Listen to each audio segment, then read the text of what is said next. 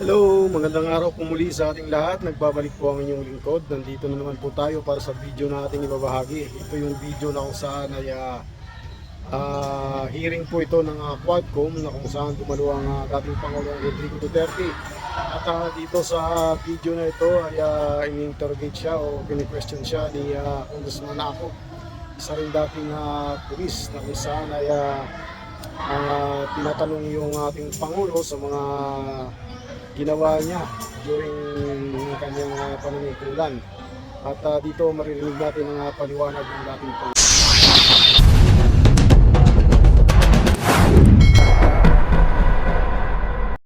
Thank you, Mr. Chair. I'll make it short because I want to go home also. Mr. President, a while ago, Senator Trillanes presented some bank accounts on the screen, and because of that, you stated that you're willing to sign a waiver. Tama po ba yung pagkarinig ko, Mr. President? Yes. Yes, sir. Thank you.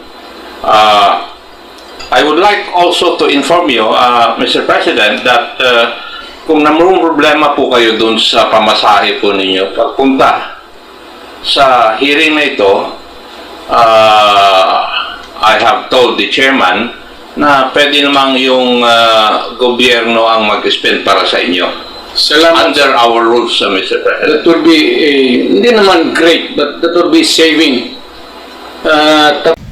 Narinig yung sinabi ng dating Pangulo, 3 pamalingki daw yung budget niya na spend niya kapag ginawa niya yung pagpunta sa hearing. 3 pamalingki yan. 4. Yes, Mr. President. Totoo rin po ba yung pagkarinig ko kanina, Mr. President, that you would volunteer to go to the ICC and have yourself be investigated? Yes, sir. Provided funds will be... Yes, sir. Baka magkatotoo po yun, Mr. President. May magbibigay na pera eh. Sir, mas mabuti yan siya makapasyal ako. Wala man talaga sila makuha sa akin. Thank you, Mr. President. Now, pero doon sa statement po nyo kanina, I don't think you would want to volunteer simply because you wouldn't want persons who are colored white to judge you. Tama rin po ba yung pagkarinig ko? Now, I'm open to, I'm a public official, sir. So, I am open to public scrutiny and public judgment. Opisyalo ako ng gobyerno. Yes, Mr. President. Pero narinig ko po kanina na dun sa pagtatanong na isang kasamahan ko na you wouldn't want to be judged by white persons. You would rather want to be judged by Filipinos, your fellow Filipinos. Yes, sir. Hindi ko...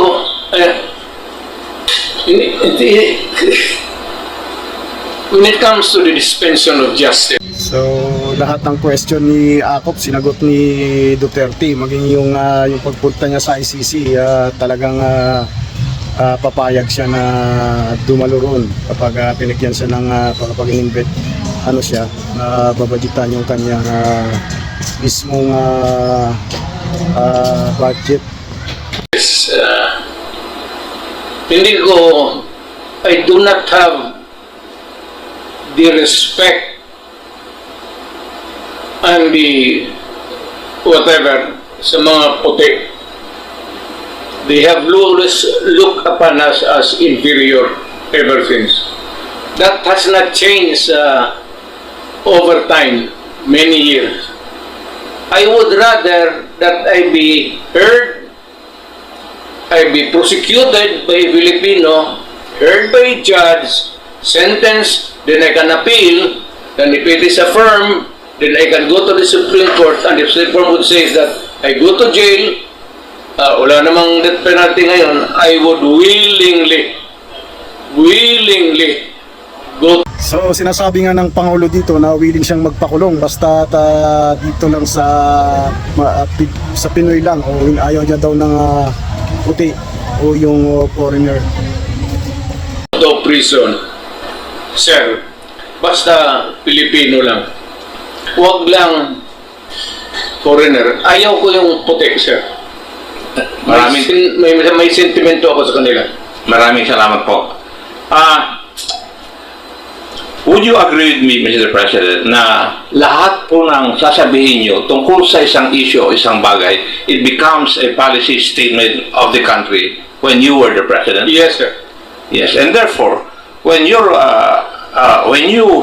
stated things about the war on drugs, don't you think it had encouraged our police force to be so aggressive in implementing the war against illegal drugs? Sir, ang police natin, sir, hindi naman yan pinupulot sa daan eh.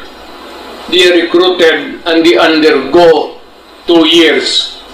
And one of the subjects, lahat na, and criminal law, nagtuturo rin ako kasi to augment the income at that time sa pamilya ko, sir. Tinuturo namin ang lahat. At yung lahat ng mga ating police, sir, ay edukado na yan and well-versed on how to handle a police work. So, bago sila magsabi na binugbog ng police o ganon, titignan mo muna, sir, kasi ang police, usually, hindi kagaya ng ibang civilian, kung may gulo, they can stay away. A policeman, whatever is there, a quarrel or anumang gulo, has to go there and confront what's happening and to pacify and make an arrest if need be and bring them.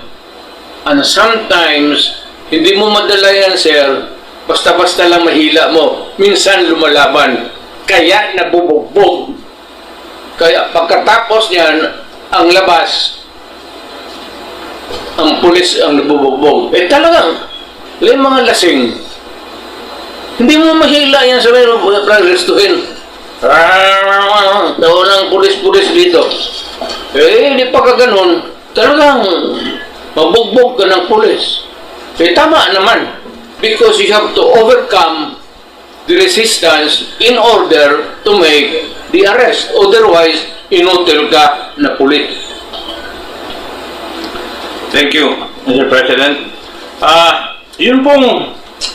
Yung statement po ninyo na you take full legal responsibility for the acts of the members of the police force. I've heard that so many times. Wala akong choice, sir. If you're a mayor, napakaduwak mo naman kung if you shy away from your responsibility because you're supposed to be giving the direction. Ang pulis po, nagtatrabaho lang yan. So ang pulis, pag sinabi mo, pumunta ka dyan sa mga lasinggero na yan, and always there is a resistance, a quarrel, eventually there will be a confrontation. At hindi natin maiwasan, sir, ang kaso. Kaya ako naawa, kasi alam mo noon, sir, pag ang pulis napailan ng kaso, on that day, wala nang sweldo. Suspended na ang sweldo. Pati yung mga anak. Kaya ako pro-police talaga.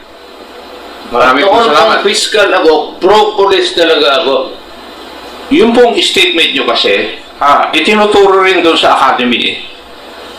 Under the principle of command responsibility, a leader or a commander is supposed to be responsible for what his people will do or would fail to do. Yun. Basically, it's basically the same dun sa sinasabi ko. Pursuant to what they have learned from you. Yes. Yes. Yun po yung... Yes. Tinuturo din po sa amin sa academy na kung ganun po ang sabi ng commander, the commander is responsible, pero ang responsibility lang niya for those legal acts to be committed by the members of his unit. Yes, Hindi kagaya po ng sinasabi ngayon, nakikita po natin nangyayari, meron kayong policy statement regarding the war on drugs, tapos hindi naman po nila in-implement ng tama. Why? Because according to our investigations, they have committed crimes in order to fulfill their mandate. That is the reason why yung police na dapat i-appoint nila sa syudad o municipality, kailangan tanggap ng mayor yan. O baski na kaibigan ng mayor yan, okay na yan. Because there will be a smooth, orderly administration of law and order. Pagka nagka-bikil yan dalawa, sir, mahirap masyado. Lalo na kung ang chief of police gusto rin magpa-salida, if I may use my for lack of yan ang minsan nagkakagulo. That's why there's always a friction. That's why magbuti yung batas na ang mayor talaga ang mamili. Why? Because the mayor is the elected leader of the community, not the police chief.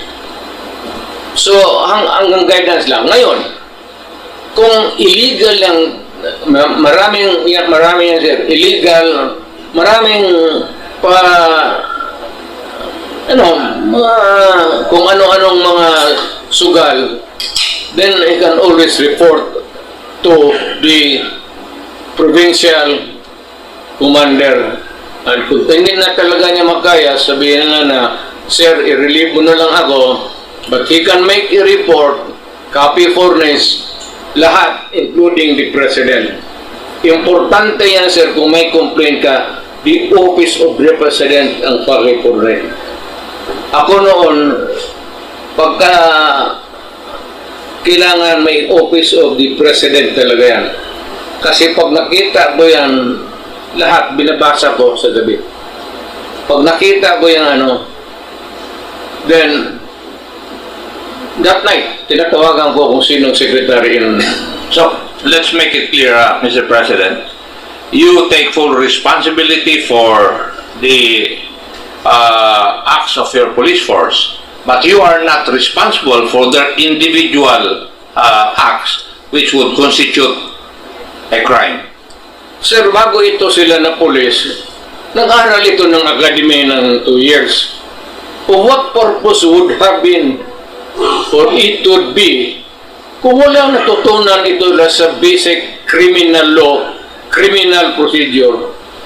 Ako doon sa amin, ako ang tuturo mismo And not because of the money now, but because I want to share my knowledge with the police so that we can have a better police force. Noon, sir, ginaginot ko yan. Ano ang ginot sa Tagalog? Unfortunately, Mr. Kasi President, kailangan ko ng pera. unfortunately, Mr. President, some did not learn maybe from your teachings. That's why, We have the terms kalawags. opo, Money, sir. Basta dyan sa police na kalitsi-litsi, it's always money.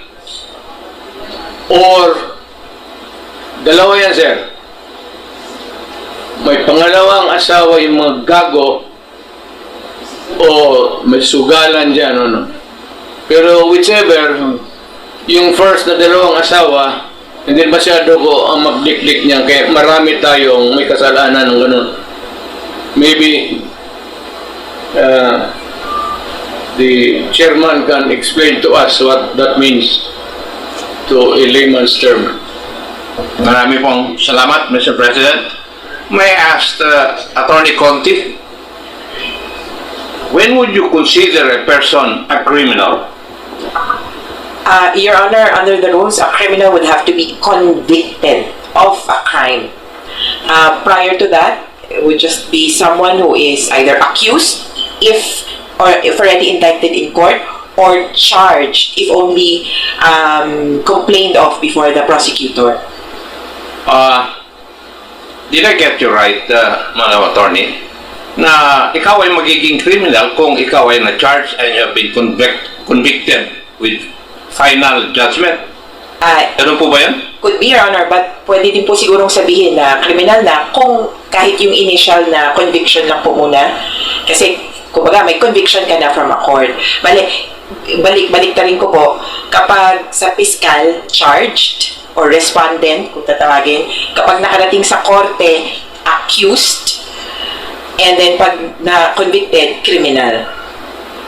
So, even if you have been convicted sa, for example, regional trial court, nag-appeal siya hanggang sa Korte Suprema, he's already considered a criminal under the eyes of the law? Yes, Your Honor, because there is a conviction. Of course, you can contest that. Pwede nyo pong sabihin na, under appeal pa rin naman, but the conviction stands. It could be just that hindi siya nagsiserve ng sentence. Mr. President, would you agree with that definition? Yes, sir, because there has to be a conviction. Hindi mahirap yung sabihin mo na basta i-demanda mo lang. Especially yung sa nagtatrabaho lang, sir. Yung mga minor offenses, lumalabas yan sa blatter ng pulis, tapos lumalabas yan sa database nila. Yung mga pobre naman na pag-apply nila for trabaho, lalabas yan eh. So, no matter na, hindi kailangan conviction, basta may police record, automatically, it is a negative. Between a choice na walang violation, ito may violation, pagka doon may police record, kawawa talaga, sir. So, thank you, Mr. President. Nag-worry lang po kasi ako doon sa kanina, meron po kayong example na nilabas na doon sa Davao, merong mga tao na pumasok sa isang bahay, nagnakaw, nag-rape, tapos pagbaba nila, nandun ka, patay sila. Yun po yung sabi nyo kanina. Did I get you right, Mr. President? It's not that easy to kill a person. I know. Sinasabi ko yan, sir, yung mga kidnapping with some, hindi sinasauli, pinapatay na lang. Yung mayor ako, hard talaga ako dyan. So, Talagang hard as hard. Rape mo, patayin mo. sinasabi po niyo ba sa amin ngayon, Mr. President, na you discarded the presumption of innocence of each and every individual? Yun po ba ang gusto niyong sabihin sa amin ngayon? I am not ready to answer or to give you an accurate answer on that, sir. Depende na yan sa konsensya ko. Pati yung sa mga pulis na kaharap ko. Kasi alam naman ng mga pulis doon na pag sinungaling sila or hihilain nila yung innocenteng tao, alam ng pulis nila, bugbugin ko talaga sila. Nagbubugbog talaga ako ng pulis sa Davao. And kaabusado na pulis, talagang pag inabutan kita sa istasyon, sigurado yan. So, Kaya disiplinado ang pulis ko. would it also mean, Mr. President, that sometimes you have discarded the presumption of innocence, then you would also have discarded sometimes the principle of due process? Would that be correct? Due process, yes, maybe. Pero yung sabi yung innocence, sir. Huwag nandyan yung babae. Alam mo karamihan dyan, minsan. Usually, nandyan yung babae. Magsumbong dyan sa opisina ko. May pasa dito, may bungol dito, black eye dito. So, bakit? Binugbog ako. Sinong bumugbog sa iyo? Pulis dyan sa Talumo. Sino? Sabi ko, yung Bongo, yung senator, tawagin mo. O pagdating doon sa opisina, tawagin ko yung asawa. O manood ka. Saan ka unang sinipa? Dito. O sipain ko. Saan sunod? Sinuntok ako dito. Suntokin ko. Tapos sunod saan? Sipa ulit dito. Sabihin ko, pag inulit mo yan, papatayin kita. Hindi na kita papalusutin. Thank you, Mr. President. The last issue, kasi doon po ako nag-worry. Yung pong statement po ninyo na sinasabihan nyo yung mga pulis na pag hindi lumaban, i-encourage nyo na lumaban.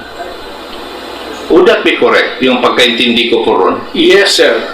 Kung may hold up at pumupulma ng lumaban, palabanin mo para matapos na ang problema natin. Pero kung nakasurrender na, sir, tinapon na yung baril sa... Alam nila, hindi yan. Paano po, Mr. President, magkakaroon ng depensa na self-defense yung taong nag-i-encourage na lumaban yung isang tao? Well, that would be a question of batas na yan, sir. Yes, I agree, Mr. President. That's why there are three elements of self-defense. As a defense for you to be acquitted of that crime. That is for the fiscal to decide at that stage. Wala na yan dyan sa pulis, sir. It is far removed na kung meron ng ano. Pero po, lumalaki yung tsansa na sila po ay madali. Pag Again, ganun. sir? Ibig sabihin, mas malaki yung tsansa na sila ay makonvict simply because hindi natupad yung isa sa elements ng self-defense, which Yes, is lack of sufficient provocation. Pag nalaman ko, sir, na nagtatrabaho ang pulis, yung tama lang, nagtanong ka sa Davao, lahat ng Davao, pulis. Pag na-charge mo ang pulis, sa nagtatrabaho lang, suportado ko yan. Ako ang alam ng lahat, ako ang nagbabayad ng abogado, habang suspendido siya, he receives a commensurate salary doon sa sweldo niya at tinutulungan ko. Pero if it is in the fulfillment of duty. Pero kung abusado na policer, magkaka-enkwentro talaga tayo. Yan ang sabi ko sa kanila, iwasan mo kasi hindi ko pati talaga pagpapalusutin. At marami akong nabugbog na pulis. Hindi na ngayon, sir, matanda na ako. Nung mayor pa ako, batuta, yung batuta nila mismo yan, gamitin ko batuta sa yung batuta ninyo. Kaya pag nanagdatin ako, may kasalanan yung gagong yan, tinatapon nila yung batuta kasi alam ko gagamitin ko sa kanila eh. That's the only way to, hindi mo makiusap ang pulis. Hoy, pulis, alam mo, may batas. Hindi kayo lupapit ng ganun, ha? Huwag kayong pumasok kasi bawal yan. Professor ako ng academy. Itong mga to, katagal ko ang fiscal year. Fiscal ako for 9 years. Alam ko yung asta ng lahat. Yung hold-upper, yung pulis, yung gagong pulis, yung mabait na pulis. Yung mababait na pulis na papasubo, suportado ko rin yan sila. Talagang to the hilt. Pero pag ikaw ay gago, ay na, mag-inkwentro tayo. Pero sa criminal, sir, talagang mainit ako, lalo na sa druga. Noong presidente ako, time and again, I have shown to the public how cruel, how brutal, brutal I was in dealing with drugs. Kasi sir, ang druga kasi, ang target niyan, ang mga anak natin. Hindi makaresist eh. Yung pagpano dyan, udyukan, o ito, gamit nyo dyan. At their age, sir, wala silang depensa. Ngayon, pag tinamaan ito, sir, what will happen to the next generation? Yan nga ang masakit, sir. Can I be given a little para ma-portray ko talaga ang totoong istorya. Oh, here is a mother. Magpunta ng abroad. Hindi na talaga natin alam. Sometimes they rape, abuse. Yung iba, magreklamo. Yung iba, maghanap na lang trabaho, but they will endure the brutality sa nangyari sa kanila. Why? Because kailangan nila to send the money, otherwise yung Itong mga binabanggit ng dating Pangulo ay talagang totoo ito yung mga nangyayari kapag ganun nga ang sitwasyon ng mga kapulisan. So makikita natin na talagang ini-elaborate ng ating Pangulo yung mga aktual na mga pangyayari kapag yung nagre-resist ng mga suspect kapag against sa mga kapulisan. So dito natin makikita na ang lahat ng binabanggit na ito, ang hindi naman siguro makakaritot lang dito, yung mga taong hindi pa nakaka-encounter ng mga ganitong mga pangyayari. Pero sa tulad po natin, naging talagang lahat halos ng mga binabanggit ng ating Pangulo ay na-encounter din natin ito dahil nasa security din tayo. Kaya ang lahat ng yan ay talagang relate talaga tayo sa mga binabanggit ng Pangulo na ito. bago na walang trabaho, magsigilang inom, ang mga bata walang pagkain, walang eskwela. Kaya ako mainit dyan. Mainit talaga ako sa mga lalo na yung mga droga sa mga bata. Mainit talaga ako. Ay, hindi ko lang masabi sir kung paano ko martilyuhin ang mga kamay niyan. I cannot just portray, hindi ako nagyayabang pero magtanong ka na lang ng pulis ka man. Minamartilyo ko talaga yung... Thank you, Mr. President. Would I be correct as my last question? Kayo po naniniwala na sa Machiavellian principle that the end justify the means? Unfortunately, sir, rightly or wrongly, I believe In that Machiavellian principle. Marami pong salamat, Mr. there's President. no other way to deal with criminals except to instill fear. Pag hindi ka nare-respeto ng kriminal, walang mangyayari sa iyo. Marami pong salamat, Mr. President. Laruin ka. Thank you, Mr. Chair. Mr. Thank Chair. you, Congressman Akop. Mr. Mr. President, okay pa ho ba kayo?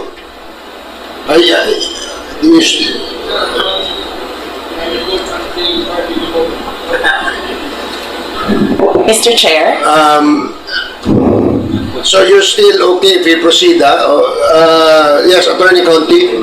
I'm sorry, sir, but with the indulgence of Kong Ako, with your line of questioning, Your Honor, I have a photo which I would like to show to illustrate the Machiavellian approach.